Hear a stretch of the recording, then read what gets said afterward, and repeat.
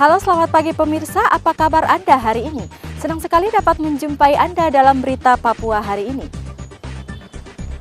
Saya Yuni Rumbarar bersama tim redaksi telah menyiapkan sejumlah berita menarik dan aktual bagi Anda. Berikut 3 berita utama.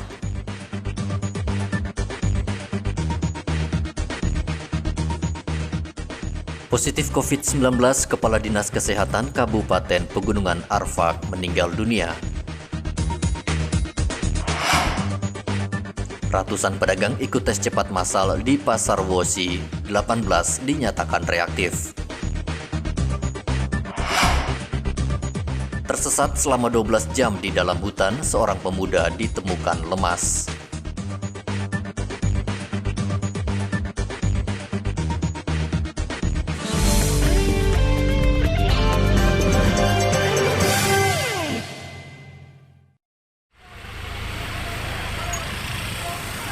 Positif COVID-19, Kepala Dinas Kesehatan Kabupaten Pegunungan Arfak, Papua Barat, meninggal dunia.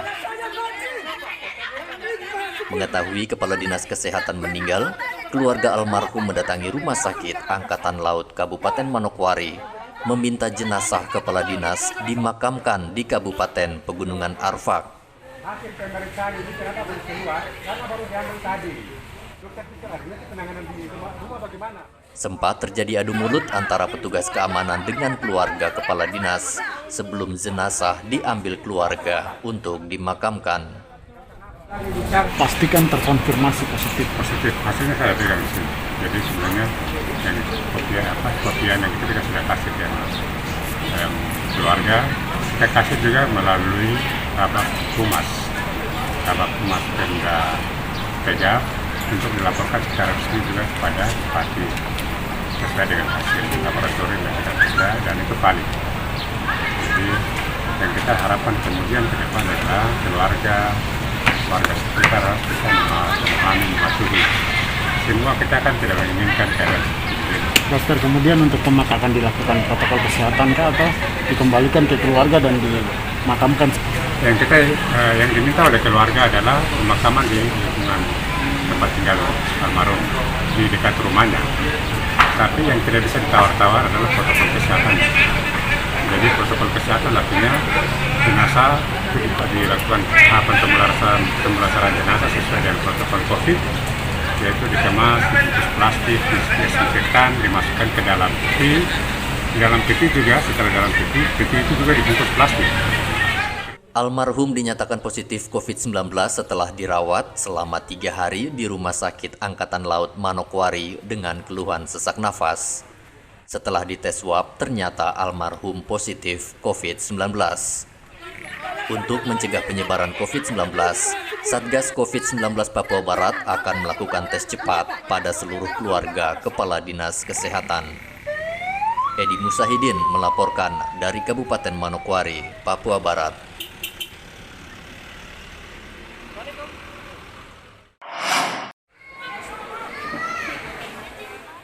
Ratusan pedagang di pasar tradisional Wosi, Kabupaten Manokwari, Papua Barat, ikut tes cepat COVID-19 massal.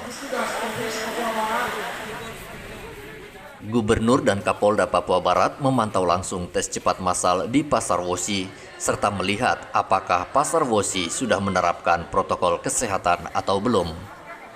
Dari 307 pedagang yang ikut tes cepat, 18 pedagang dinyatakan reaktif dan langsung dikarantina serta dites swab.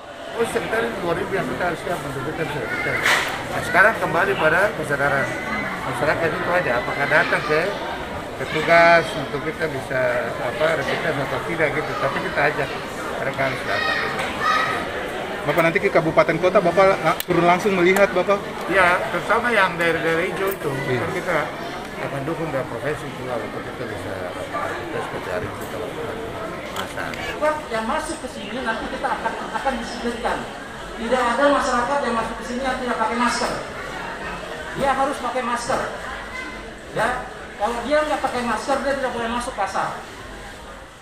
Sementara itu, pedagang mengaku senang adanya tes cepat COVID-19 yang digelar Satgas COVID-19 sehingga bisa mendeteksi lebih awal jika ada pedagang terpapar COVID-19. Di tes ini? Edis ya. Terus kakak inisiatif datang tes ini, keinginan kakak tujuannya apa? Pemeriksaan untuk penyakit ini Iya. untuk memastikan kesehatan ya kak. Ya, kesehatan. Ya, benar-benar bebas COVID. Bapak Gubernur punya rencana bagus untuk kami semua masyarakat Pasar Woji sini. Spasial ya, sepatutnya dari COVID atau dengan rapid test ini. COVID ini. Saya mengucapkan banyak terima kasih juga. Ya, bisa datang di sini juga untuk rapid test. Selain lakukan tes cepat massal, Satgas COVID-19 membagikan masker pada seluruh pedagang dan menghimbau kepada para pedagang menerapkan protokol kesehatan. Edi Musahidin melaporkan dari Manokwari, Papua Barat.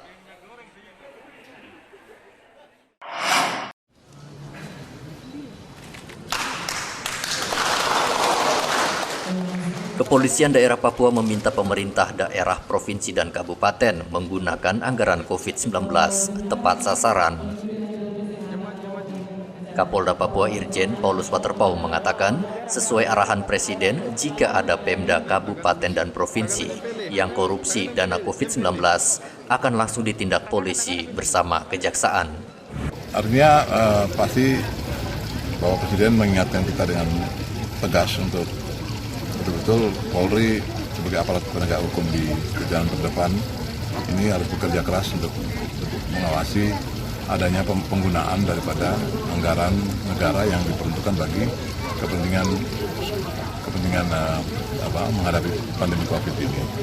Kami sebenarnya sudah sejak berlakunya pandemi itu dengan berbagai perbantuan baik dalam bentuk pangan maupun juga bantuan-bantuan tunai dan lain sebagainya itu sudah kita punyai tim yang bekerja, tim cyber, kemudian tim Krimsus, dan beberapa tim unit yang ada di Polres-Polres itu sudah mulai melakukan beberapa monitoring. Tapi sekali lagi bahwa sampai hari ini kita baru menemui yang melakukan penyalahgunaan dalam bentuk bahan pangan ya.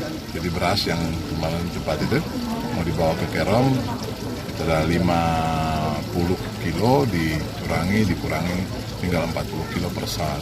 Nah itu pelaku-pelakunya sudah kita proses. Paulus juga meminta seluruh bupati agar turun langsung ke lapangan mengecek apakah bantuan sudah tepat sasaran atau belum.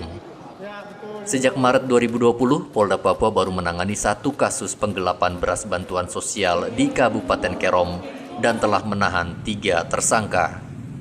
Hendra melaporkan dari Jayapura, Papua.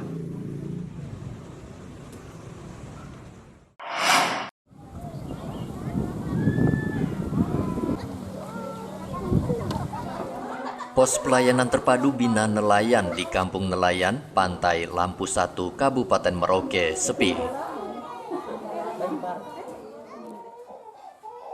Warga Lampu 1 takut datang ke Posyandu karena ada pandemi COVID-19.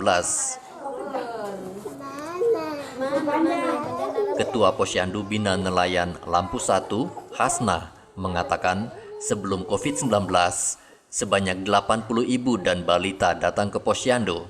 Namun karena ada pandemi, hanya 20 ibu dan balita yang datang.